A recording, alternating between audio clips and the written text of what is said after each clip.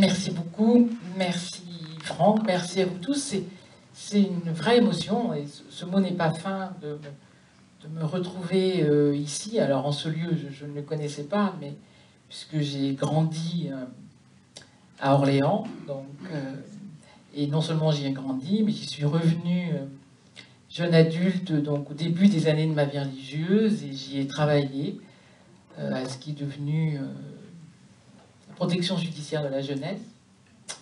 Voilà, donc ça fait beaucoup de souvenirs pour, aussi pour moi. Donc merci aussi pour cette invitation, pour cette raison. Alors, la vie vulnérable, comment pouvoir penser cette question en quelque sorte par certains côtés impensable, puisque tel est le cœur de nos existences. L'existence humaine est vulnérable ou elle n'est pas, pour la bonne raison qu'elle est mortelle, quoi qu'il en soit du scandale et du mystère, que ceci soit dans nos existences, parce qu'elle est fragile, parce qu'elle est finie, parce que nous sommes tous et toutes atteints d'une manière ou d'une autre par la mort des nôtres, par la maladie, par l'échec, par tant et tant de choses qui, au cas où nous voudrions l'oublier un instant, nous ramènent à la condition vulnérable. Et nous savons bien que nous sommes dans une époque qui a bien des difficultés avec cela. Parce que qui dit un monde technique, qui dit des évolutions technoscientifiques comme il n'y en a jamais eu auparavant, hein, on estime que environ 90% de tous les chercheurs de tous les temps sont aujourd'hui vivants. Donc vous imaginez la concentration que ceci veut dire sur 40 ans, disons, hein, par rapport à des millénaires de civilisation. Donc on est dans une sorte d'époque d'explosion, bien sûr, de ce point de vue-là. Donc, qui dit progrès technologique, dit bien sûr recul d'un certain nombre de vulnérabilités, à commencer par de grandes épidémies, y compris si d'autres parfois malheureusement naissent aussi. Qui dit aussi progrès technique, dit des moyens à nos dispositions que nous n'avons jamais eu, que ce soit l'Internet, que ce soit l'avion, que ce soit tant et tant d'autres, des bâtiments dans lesquels nous vivons, qui sont autrement sûrs qu'il y a 50 ans, sans remonter plus loin. Donc, qui dit tout cela, dit que du coup, l'humain, dans nos sociétés, a attrapé comme une sorte de pli, qui est de considérer la vie vulnérable, en quelque sorte, comme une vie à combattre. Non pas qu'il faille combattre la vie, mais qu'il faudrait sans cesse combattre la vulnérabilité de la vie. Et que la vulnérabilité serait donc un mal que la technique, la science, les progrès, feraient sans cesse reculer. Ce qui, en partie, bien sûr, n'est pas faux, et je pense que personne de nous ne contestera l'importance, le progrès que représentent nombre de ces avancées scientifiques et techniques, bien évidemment. Mais ceci introduit ce prisme-là. Peut-on encore penser la condition humaine comme foncièrement vulnérable sans penser qu'elle est un mal? Car du coup, le danger que nous courons, c'est de considérer que c'est la condition humaine elle-même qui est un mal, en quelque sorte. Et que pour bien vivre, il nous faudrait pouvoir en sortir vieux rêve ou vieux mythe de l'humanité, mais qui n'a jamais été aussi proche de nous par la technique. Il y a aujourd'hui des chercheurs qui travaillent, et pas simplement aux États-Unis, et pas simplement des cinglés, si j'ose dire, qui travaillent en particulier sur la question, non pas de la fin de vie, mais du grand âge, avec une sorte d'option philosophique, mais qui est pour eux une option scientifique, qui est que la mort est la dernière maladie que l'homme ne sait pas vaincre encore, mais qu'il saura la vaincre d'ici 20 ans. Voilà, donc avec cette idée qu'il n'y a pas de raison que dans, allez, on va dire 40 ans, l'humain ne puisse pas, pour de vrai, devenir immortel. Donc vous pouvez imaginer le choc que ceci provoque en retour, pas simplement pour des raisons démographiques, ou de qu'est-ce qu'on va faire de notre temps si on vit si longtemps, mais tout simplement sur des raisons de sens de l'existence. Sans parler des questions que ceci pose à la foi chrétienne, qui a toujours pensé l'humain comme un être fini, entre la vie et la mort. Donc voilà, pour poser une sorte de premier tableau, hein, sur, enfin de première esquisse, sur pourquoi cette question est une question si centrale pour nos sociétés et pour chacun d'entre nous dans le rapport que nous pouvons tenter, bon an, mal an, d'entretenir avec une vulnérabilité qu'à la fois il faut pouvoir parfois combattre, quand c'est celle qui va se traduire par des maladies que la médecine sait vaincre, et qu'en même temps à laquelle il faut pouvoir consentir, car c'est aussi grâce à la vulnérabilité que nous pouvons nous aimer. Et sans elle, il n'y a plus d'amour possible, puisque si nous ne manquons de rien, ce qui serait le cas d'un être invulnérable, de ne manquer de rien, par définition, alors je ne vois plus comment il sera possible de pouvoir encore s'aimer. Si chacun d'entre nous entrait dans une forme de toute-puissance et d'autosuffisance, où rien ne lui manque. Donc vous voyez cette ambivalence qui est constitutive de la condition vulnérable. Donc à la fois, je me garderais bien de dire que la condition vulnérable serait une condition fantastique, parce que chacun sait dans sa chair combien c'est loin d'être le cas, tant de fois dans nos vies. Et en même temps, passer de l'autre côté et se dire que la condition vulnérable serait comme une condition à abattre, c'est prendre ce lourd risque d'abattre l'homme, la femme, par la même occasion. Donc de nous désagréger nous-mêmes. Alors pour pouvoir aborder, enfin, esquisser une telle question sur cette ambivalence et sur comment pouvoir tracer un chemin dans cette ambivalence de la condition vulnérable, il y a peut-être une dernière précaution dans cette esquisse introductive, qui est de rappeler que sur un thème semblable, comme sur beaucoup d'autres d'ailleurs, dans les questions d'éthique, je pense qu'il faut consentir à ne pas pouvoir rendre raison de tout. Autrement dit, il n'y a pas de science explicative totale, intégrale à ces questions. La raison doit être à l'œuvre, c'est mon travail, c'est le travail de chacun d'entre nous pour sa propre part. L'intelligence doit être à l'œuvre. Et en même temps, elle reste toujours affrontée à des questions qu'elle doit poser, mais dont, pour le moment en tout cas, nous n'avons toujours pas trouvé le dernier mot. Et la question des questions, et qui traverse évidemment, qui fait plus que traverser d'ailleurs, qui fait choc avec la question de la vulnérabilité, c'est bien sûr la question du mal. S'il y a bien quelque chose qui vient se nicher dans la condition vulnérable de l'homme, c'est ce qui lui fait mal, ce qui lui fait du mal.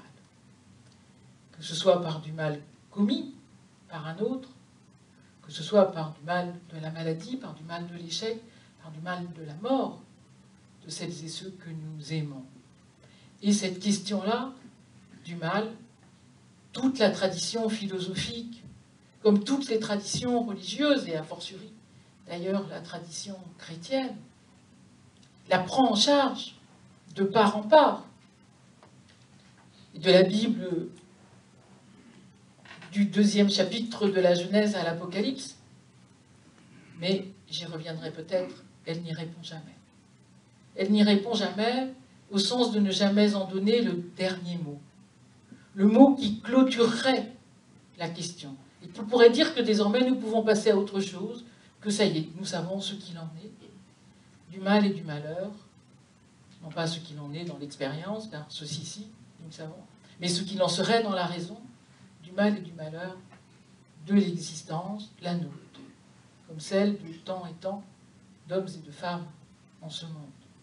Donc il me semble que ceci suppose une forme de renoncement, qui n'est pas si facile pour chacun d'entre nous, parce que nous sommes appelés au travail même de l'intelligence, que c'est une obligation autant qu'un bonheur, et en même temps que nous sommes appelés à ça, nous sommes en quelque sorte assignés à accepter que nous n'en aurons pas le dernier mot, et donc que la raison butera toujours, en tout cas encore pour longtemps, sans doute, sur peut-être cette unique question, au bout du compte, qui traverse nos existences et qui traverse la question de la foi tout autant.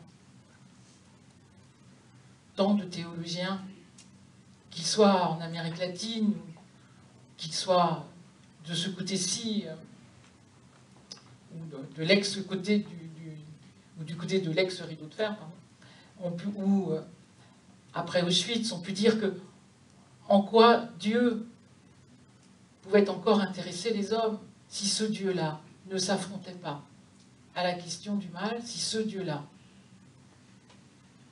celui auquel un certain nombre d'entre nous croient ou essaient de croire, ne prenait pas en charge cette question-là. Comment croire en un Dieu qui ne se saisirait pas de la question du mal?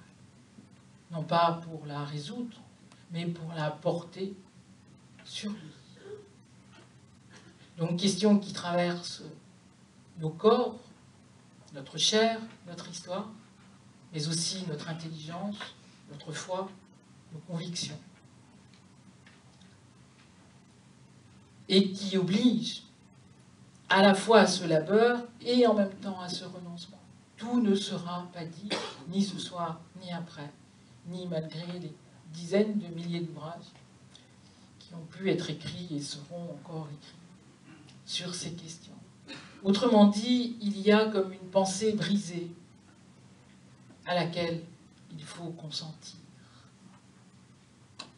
pour tenter d'entrer dans ce que l'on pourrait proposer de la compréhension de la vie vulnérable. Et une pensée brisée où chacun de nous, il lui est demandé de s'y impliquer. Non pas de s'y impliquer en se mettant à raconter son existence, mais de s'y impliquer en rendant compte que ce qu'il essaie de dire, c'est une façon pour lui, pour elle, pour moi, d'être engagé dans la tempête, là où tant et tant sont engagés. Bien autant, parfois bien davantage, que nous-mêmes. Donc c'est aussi une forme de militance, en quelque sorte, de solidarité avec l'humanité, de sentiments, plus que de sentiments, de vocation, que nous sommes embarqués dans le même bateau, dans la même co-expérience humaine, et en effet, si souvent, dans la même tempête.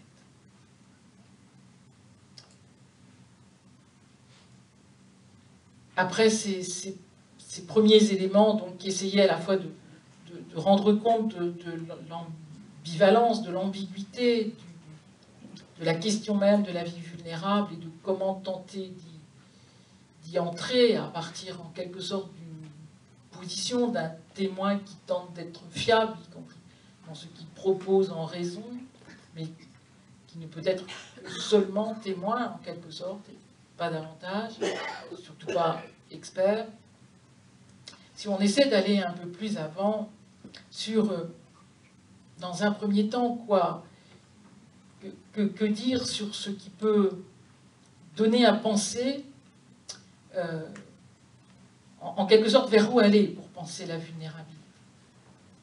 Si on regarde, ben c'est simplement, d'un point de vue strictement étymologique, ce qui est toujours intéressant, ce qu'il en est ici de la vulnérabilité, l'étymologie nous rappelle que la vulnérabilité vient du latin vulnus, ce qui n'est pas original, à savoir la plaie. Donc on voit bien tout de suite de quel côté se situe la façon de penser la vulnérabilité. Du côté de ce qui fait mal. À la fois la plaie comme la plaie due à la maladie, à l'accident, mais la plaie aussi, dans la Rome antique, due à l'ennemi, à celui qui est mon ennemi, qui va causer ma blessure.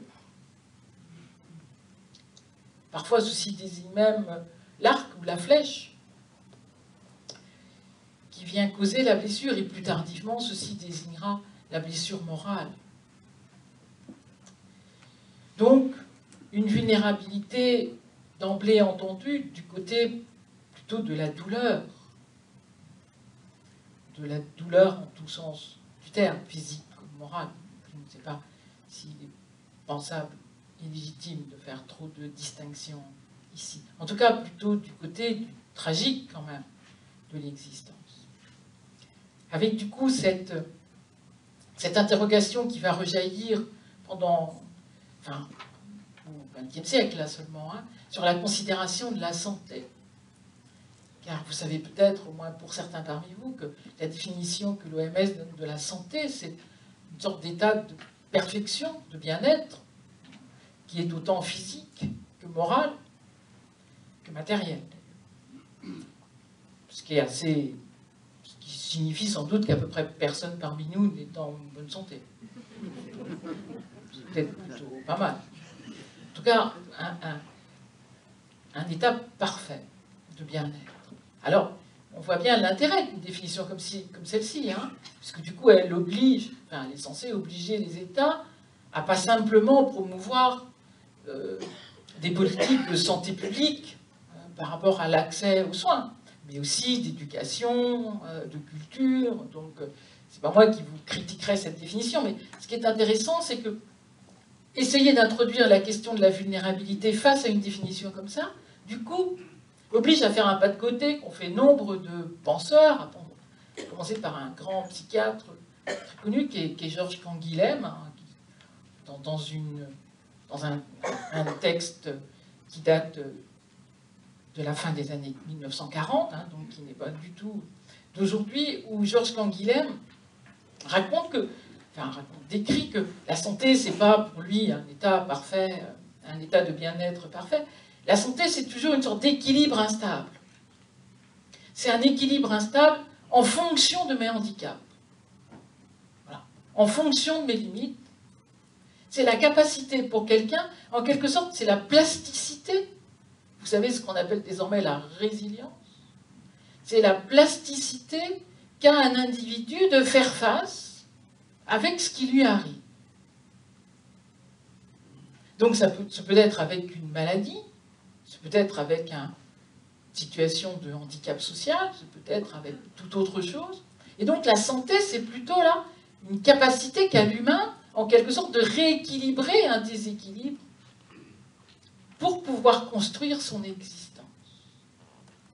Et il me semble que peut-être que c'est par là qu'on peut réfléchir à la question de la vie vulnérable. En se disant, eh bien, peut-être que la vie vulnérable, c'est justement celle qui est, par définition, toujours instable, toujours précaire, parce que l'équilibre, il est trouvé pour un moment T, mais le moment d'après, il faudra bien le réaménager, le revoir. Peut-être que nous serons à nouveau en déséquilibre pour de nombreuses possibles raisons. Mais c'est un équilibre, ou c'est une capacité qui permet de penser sa vie, qui permet de projeter encore son existence, qui permet de construire une signification à son existence, de lui donner une unité avec ce qui lui arrive. Je vous parlais tout à l'heure d'une pensée morcelée, de consentir à avoir une pensée brisée. Bien là, c'est un peu pareil.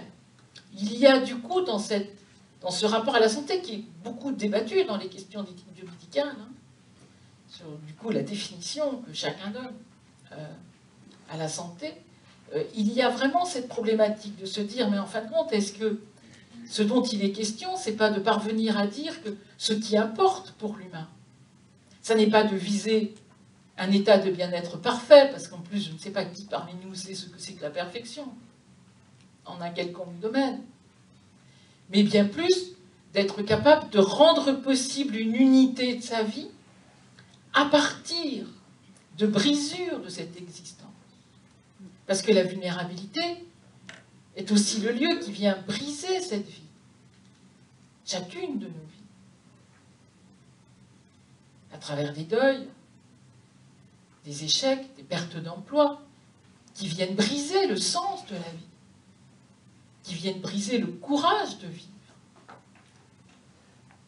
Et du coup, la vie vulnérable, c'est peut-être ce qui rend possible, face à ces brisures objectives, enfin réelles, on ne peut plus réelles, et en soi insensées, en elle-même insensée. La mort d'un être cher est insensée. La maladie comme telle est insensée, quelles que soient les corrélations et les raisons médicales qu'on puisse y trouver, ça c'est autre chose, mais par rapport au sens de l'existence, c'est insensé. On est dans l'absurde quand même. Et je pense qu'il faut se garder, y compris si on est chrétien, de trop vite mettre de côté cet absurde-là, comme si la foi permettait de mettre ceci au loin. Non. Pour les chrétiens comme pour tout le monde, la vie est traversée d'absurde. Elle est traversée de violences, qui ne sont pas forcément causées par des tiers, mais de la vie qui fait violence, alors que ceci est foncièrement injuste. Et la vulnérabilité, c'est alors peut-être la possibilité lente, qui ne peut pas se faire sans d'autres, d'où son aléa, de pouvoir, malgré ses brisures, reconstituer de l'unité et donc du projet dans son existence. Donc ce sont comme des projets, une vie jetée devant soi, hein, comme des projets, comme du sens que l'on retisse, en quelque sorte que l'on raccommode. Ce que permet la vie vulnérable, et à mon avis, seule la vie vulnérable dont l'humain a conscience, il n'est pas le seul à avoir une vie vulnérable, il est le seul à pouvoir la nommer, cette vie vulnérable, c'est de pouvoir raccommoder du sens à son existence, malgré les non-sens qui l'ont traversée ou la traversent. Donc, en quelque sorte, une posture modeste. Je n'ose vous dire humble, mais en tout cas modeste. Mais peut-être réaliste ou réel, comme vous voulez. En tout cas, praticable. Et le but de l'éthique, je ne sais pas comment Laurent Lemoine vous aura dit ça, mais le but de l'éthique, c'est quand même de s'atteler au chemin praticable, pas au chemin impossible. C'est de rendre compte de tout ce qui est possible pour l'humain, pas ce qui est impossible, mais tout ce qui est possible. Et le possible, il est plastique, dans une certaine mesure. Nous savons tous, ici comme ailleurs, que tout n'est pas possible dans nos vies. Mais entre tout n'est pas possible et rien ne serait possible, voilà. C'est l'entre-deux qui va pouvoir faire sens, qui va pouvoir faire bonheur, qui va pouvoir procurer de la joie dans l'existence humaine. Donc s'atteler à cela, c'est-à-dire à cet, en quelque sorte, attachement à la chair, attachement à l'histoire, à notre histoire, à la solidarité de nos histoires, les unes avec les autres, pour rendre possible que l'humain qui traverse une heure spécialement difficile puisse doucement, lentement, et surtout jamais à sa place, peut-être retisser de la signification et redonner du goût à l'histoire qu'il a encore devant lui, quel que soit le nombre de jours, d'années, d'heures que cette histoire dure. Et ceci d'autant plus que l'expérience de la souffrance, de la question du mal, dont je ne sais pas bien si le mot expérience est très juste d'ailleurs, est toujours une altération, ce qui vient nous altérer. D'où je pense l'importance de ne pas trop vite tenter de lui donner du sens. Je serais même tentée de ne pas en chercher du tout, à vrai dire. Du sens. Car j'ai bien peur qu'on soit toujours à le plaquer. Y compris parce que il est si compliqué d'habiter des questions qui n'ont pas de réponse que nous préférons souvent, moi la première, de mauvaises réponses à pas de réponse du tout. Mais peut-être qu'ici, ce qui nous est demandé, y compris pour pouvoir comprendre la détresse de celles et ceux qui nous entourent, pour pouvoir habiter la condition de vulnérabilité comme condition commune, c'est d'accepter que la souffrance soit d'abord un mal, et un mal qui altère, qui désagrège, qui n'a pas d'autre signification que de faire violence. Que la seule chose qui compte face à elle, c'est de tenter de combattre, ce qui, jusqu'à la preuve du contraire, est ce que fait le Christ dans les évangiles, de la combattre, la souffrance. Et donc, face à cela, la vie vulnérable ne va pas consister à tenter de donner du sens à ce qui n'en a pas, mais à donner du sens à ce qui peut encore en avoir, à savoir l'existence humaine qui, elle, habite dans ce lieu-là, y compris si elle aimerait tant habiter ailleurs. Donc la question n'est pas est-ce que la vulnérabilité provoquée par le sentiment de vulnérabilité, de plus forte vulnérabilité, provoquée par la mort d'un proche, a un sens. La question, c'est comment la vie que je vis, comment l'histoire qui a été la mienne, et qui est la mienne et qui peut encore être la mienne demain, comment cette histoire-là peut retrouver, inventer, recréer un autre sens. Ça n'est pas l'événement, c'est l'existence qu'il s'agit de pouvoir nommer, à laquelle il s'agit de pouvoir donner une signification qui ne tombe ni d'en haut ni d'en bas d'ailleurs, mais que chacun crée lentement. Je pense que cette commune expérience, qui est en même temps l'expérience unique de chacun d'entre nous, c'est-à-dire que nous avons beau ici être tous des bras cassés, d'une manière ou d'une autre, que ceci se voit ou non, être une unique communauté, en quelque sorte, d'existences qui ont toutes été ébranlées un jour ou un autre et le seront encore, en même temps, la façon dont chacun le vit est unique, mystérieux, singulier, et ne peut être appréhendé par l'autre. Ce qui rajoute à cette vulnérabilité, dans cette façon d'essayer d'entrer plus amont dans cette partie, lui, s'il s'endort, je suis mal. Parce que déjà que je suis très bien où j'en suis, mais si en plus, c'est pas le moment.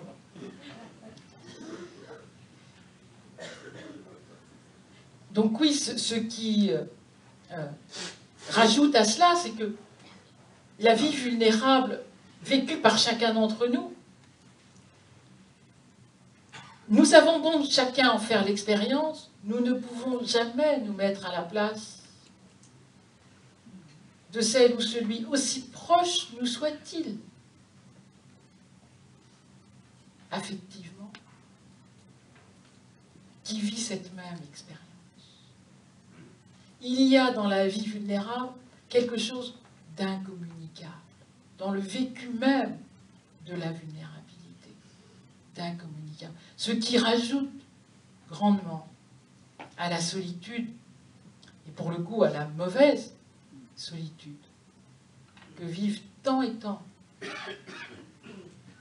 de personnes malades, de personnes en profonde dépression, mais aussi de chômeurs de longue durée, et de bien d'autres. Parce que, quelle que soit votre proximité avec eux, vous ne pouvez pas savoir ce que ceci provoque dans leur chair.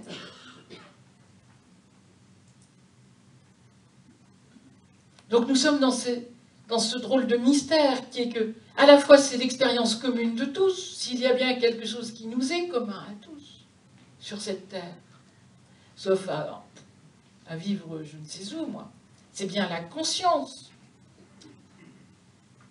de la fragilité, même de la précarité de l'existence, et pas seulement de la précarité sociale de l'existence, et en même temps, nous ne pouvons jamais nous mettre à la place de l'autre.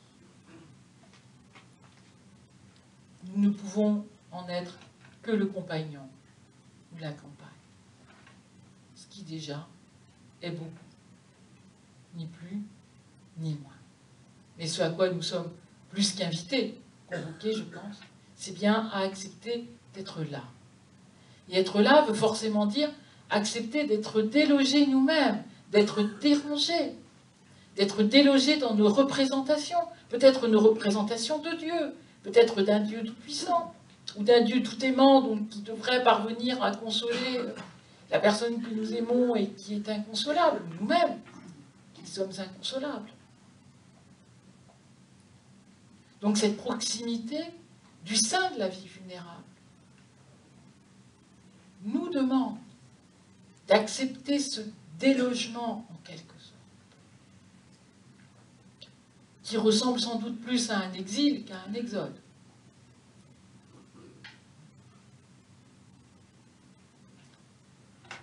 Mais comment espérer rendre possible, non pas la compréhension de l'autre, mais la plainte de l'autre, sans cela? Et vous savez bien, pour celles et ceux parmi vous qui écoutez ou lisez la Bible, combien, je ne sais pas si on peut faire de statistiques, moi, mais allez, je pense que si on dit la moitié du texte biblique, on n'est pas loin de la vérité. En tout cas, plus d'un tiers, peut-être la moitié du texte biblique. Ce sont des plaintes. Dans les livres de sagesse, dans les prières, comme les psaumes, chez les prophètes, jusque sur la croix, où Jésus demande à son Père, « Pourquoi m'as-tu abandonné ?»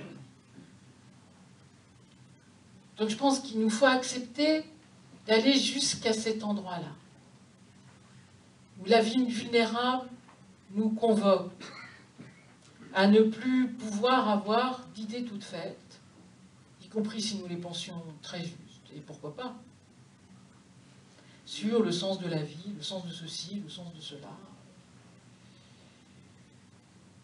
ou même sur la connaissance de l'autre. Il y a comme une suspension des évidences,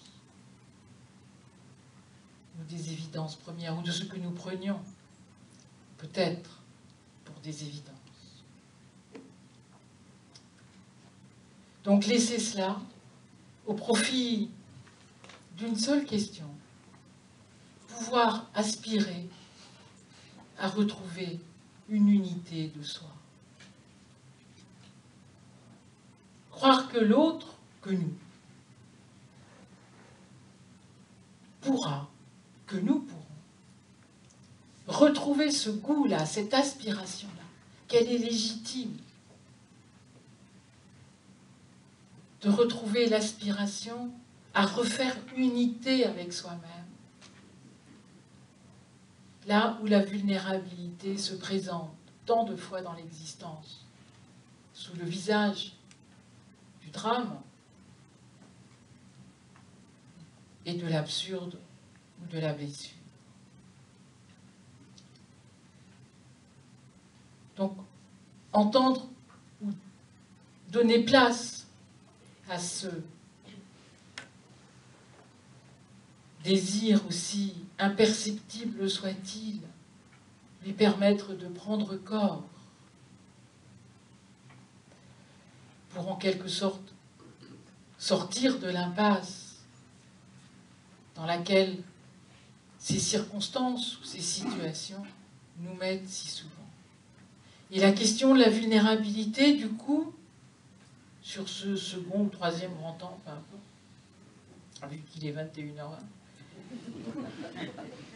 nous mène en quelque sorte entre deux termes, en tout cas, comment, là où elle apparaît être une impasse, peut-elle devenir le lieu d'un passage, y compris d'une impasse à partir de ce que je vous disais au tout début, sur une considération dans notre modernité d'une vie vulnérable qui serait sans cesse à combattre, et donc où elle est vécue comme une impasse, qu'il faut sans cesse faire reculer, mais où c'est aussi notre expérience commune, cette impasse quand nous nous heurtons à trop de douleurs et que nous n'avons pas les ressources, que nous ne savons pas où aller pêcher les ressources, ni même si ceci aurait encore du sens, d'aller pêcher les ressources pour y faire face, pour tenter de survivre à l'épreuve.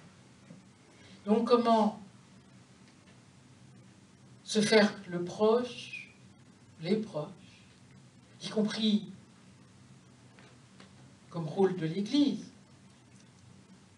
pour que l'impasse, non pas pour transformer l'impasse en un sens, mais pour que ce lieu-là, ou dans ce lieu-là peut-être, puisse s'ouvrir un passage vers tout simplement de la vie restaurée, de la vie retrouvée, en quelque sorte de la vie sauvée, au sens le plus théologique du terme. Et cette vie retrouvée, cette vie sauvée pour ce dernier temps de ce modeste propos, c'est, je crois, d'abord qu'il y a en quelque sorte un sens, pour le coup, à la vulnérabilité. Un sens dont je ne suis pas sûre qu'à lui tout seul, il fasse face à tous les non-sens, mais dont je pense en tout cas qu'il justifie nos fatigues, qu'il justifie toutes nos solidarités, qu'il justifie notre engagement pour la justice, qui est tout simplement la compassion. Car nous savons tous que la compassion fait souffrir, sinon il ne s'agit pas de compassion. Sinon nous ne partageons rien. Si nous sommes tellement à distance que nous regardons ceci comme à travers une vitre blindée, en quelque sorte. La compassion est sans doute la seule souffrance qui ait un sens.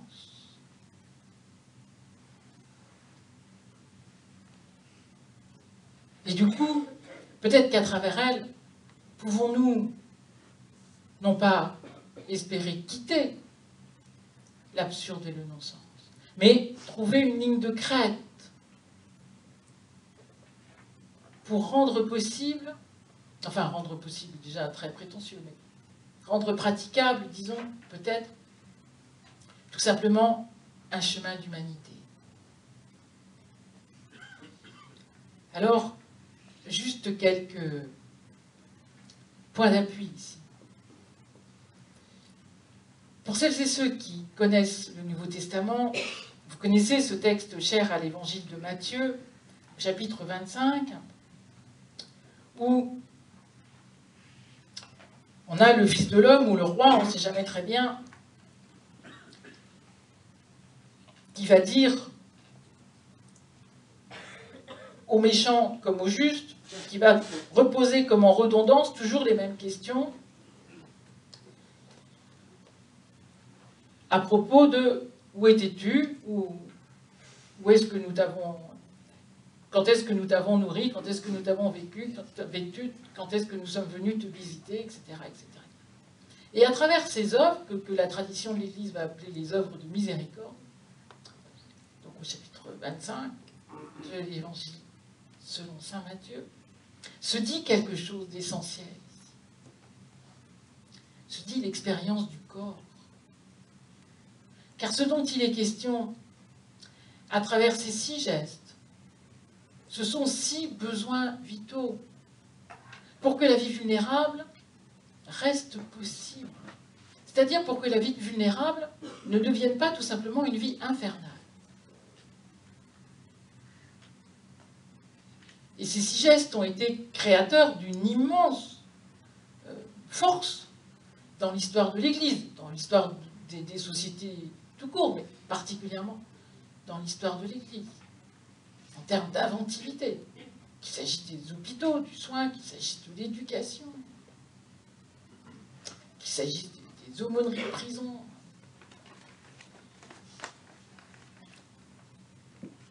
Donc 6 œuvres, 6 gestes qui concernent l'élémentaire. Voilà qui pourrait nous rassurer sur la vie vulnérable. Il n'est pas question de grandes choses, il n'est pas question de changer le monde et de faire un discours de politique générale, mais de s'attacher à l'élémentaire.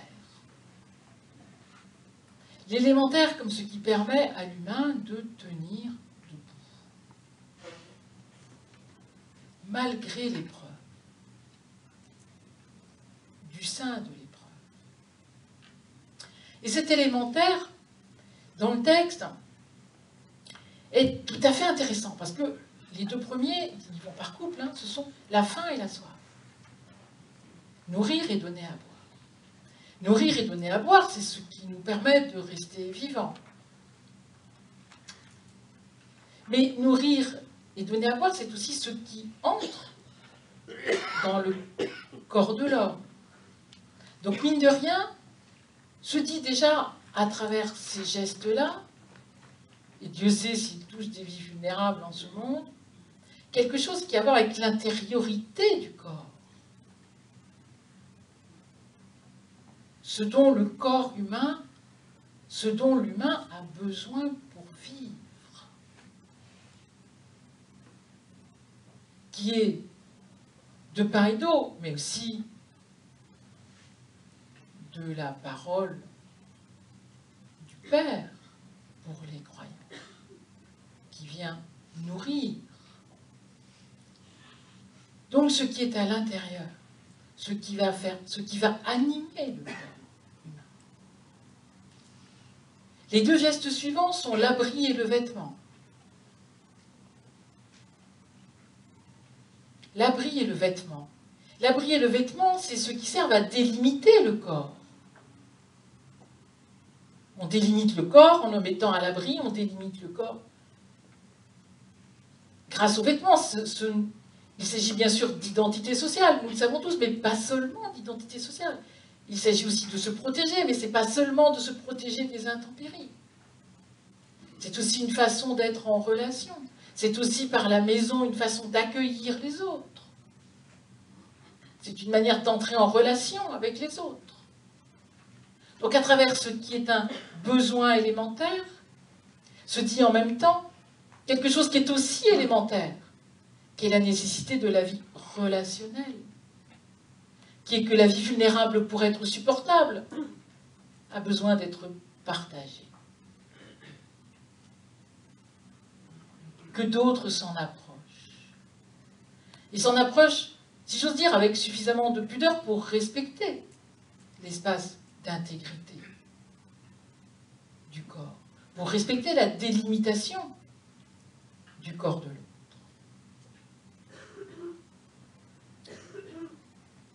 Et puis, les 2 derniers gestes sont un redoublement de la vulnérabilité, la maladie et la prison.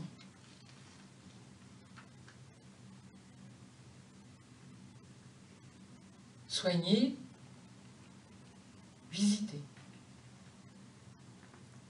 La maladie et la prison signalent toutes 2 une dépossession du corps. Le corps malade est un corps qui est à la fois notre corps et qui devient en même temps notre ennemi. Nous sommes à nous-mêmes notre propre ennemi, en partie au moins, à travers la maladie, puisque nous devons combattre la maladie, mais comme la maladie est en nous, c'est quand même assez compliqué dans la tête, et pas seulement dans la tête, puisqu'il faut en partie se combattre soi-même. Et bien sûr, l'image de la prison, d'une autre façon, dit la même chose, d'un corps contraint, quelles que soient les raisons, juste ou pas, la question n'est pas là. Donc, la dépossession du corps, c'est du danger de repli. Être dépossédé de son corps, c'est n'avoir plus rien. Car à vrai dire, sans le corps, nous ne sommes rien. Sans le corps, nous ne pensons pas, nous n'aimons pas, nous ne prions pas, rien. Donc du coup, à travers ces gestes élémentaires, soigner, visiter, se dit à nouveau quelque chose de fondamental pour pouvoir rendre la vie vulnérable possible, pour rendre la vie vulnérable praticable, donc pour pouvoir se donner un avenir dans la vie vulnérable, qui est de pouvoir affirmer une transcendance. Non pas la transcendance de Dieu, ça j'ai franchement rien contre, mais d'abord la transcendance que chacun est. Parce que chacun d'entre nous, quoi que nous ayons vécu ou fait, est toujours plus ou plus grand, on ne sait très bien comment le dire. En tout cas, n'est jamais réductible, ni au fait d'être malade, ni au fait d'être en prison, ni au fait d'être sans domicile, ni au fait d'être chômeur, ni au fait d'avoir raté ses études, ni d'avoir raté l'éducation de ses enfants, et que sais-je, ou d'avoir réussi tout ça, d'ailleurs. Donc visiter et soigner rappelle ici cet élémentaire-là qui n'est pas seulement de visiter et de soigner, mais qui est de rendre compte que l'humain est toujours un être unique, dont personne ne pourra mettre la main sur son mystère. Et plus nos sociétés sont techniques, et vraiment, ce n'est pas moi qui m'en plaindrai pour nombre de raisons, parce que quand même, c'est quand même sans doute la partie du monde où nous vivons le mieux et le plus en paix. Donc, il faudrait trop se garder de faire une sorte d'apologie que tout ceci serait une catastrophe, évidemment. Mais plus nos sociétés sont techniques, plus elles sont tentées de nous réduire à des catégories. Et plus nous sommes tentés nous-mêmes, je ne suis pas sûr que nous ayons besoin de la société pour ça, de réduire l'autre à des catégories, ou à des catégories telles que celles que je viens d'évoquer, malades, chômeurs, délinquants, que sais-je, ou des catégories idéologiques, ce qui désormais est tragiquement fréquent dans notre société et dans d'autres. Je terminerai en disant qu'à partir simplement de ce point, de ce spot posé sur ces 6 gestes de miséricorde, comme dit la tradition théologique à partir de Matthieu 25, donc qui manifeste l'importance du corps, mais vous voyez bien, enfin, il s'agit bien d'un corps humain, quoi, d'un corps habité, du corps de quelqu'un. C'est pas une sorte d'éloge du corps, ce serait plutôt un éloge de la chair, c'est-à-dire de l'épaisseur de l'histoire singulière, de l'attention à cette histoire comme habitée par une dignité inaliénable. Il me semble que consentir à la vie vulnérable, c'est alors, en quelque sorte, si je prends une formule, espérer s'en sortir. Non pas s'en sortir de la vie vulnérable, ça non, mais s'en sortir tout court. C'est-à-dire pouvoir espérer se sortir de tous nos empêtrements. Dieu sait quand même si tout au long de l'existence, ils sont nombreux. c'est-à-dire ne pas être si ficelé à ce qui nous est arrivé, à ce qui nous arrive, nous arrivera, aux conditions d'existence qui sont les nôtres, que nous n'aurions aucune liberté dans les mains. Je pense que penser la vie, tenter de penser la vie vulnérable, c'est croire à quelque chose quand même qui est central du point de vue de la foi chrétienne, mais pas seulement de la foi chrétienne, heureusement d'ailleurs, qui est que l'humain, du sein même de tout ce qui lui arrive, reste un être de liberté. Et donc, ce qui rend possible d'habiter la vie vulnérable, c'est de parvenir, non sans les autres, encore une fois, non sans d'autres, qui consentent à faire route, bon an, mal an, avec nous. C'est pouvoir croire qu'il n'y a pas de fatalité à l'existence, que l'humain n'est pas soumis à un destin dont il ne serait que le jouet. Quel que soit le nom, et Dieu sait qu'on peut lui donner des noms contemporains, que nous donnions à ce destin. Ce qui caractérise,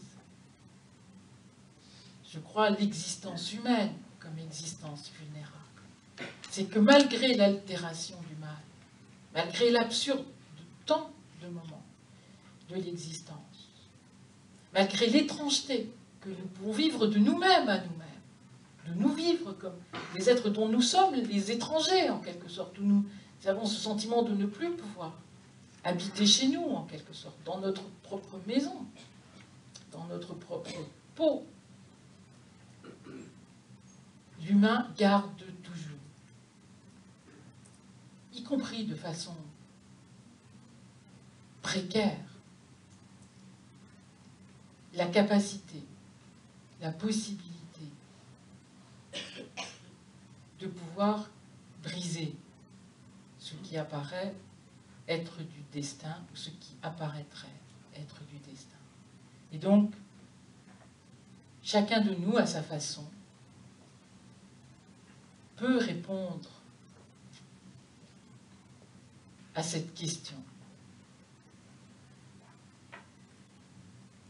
La vie que je vis, la vie qui est la mienne, avec tout ce qu'elle a été, tout ce qu'elle est, et que je n'ai franchement pas choisi, tout ce qui nous habite et dont nous aimerions tant pouvoir être débarrassés une bonne fois pour toutes, cette vie-là peut-elle être bonne? Cette vie-là peut-elle avoir du goût? Entre naître et mourir, la vie peut-elle avoir un sens? Je vous remercie.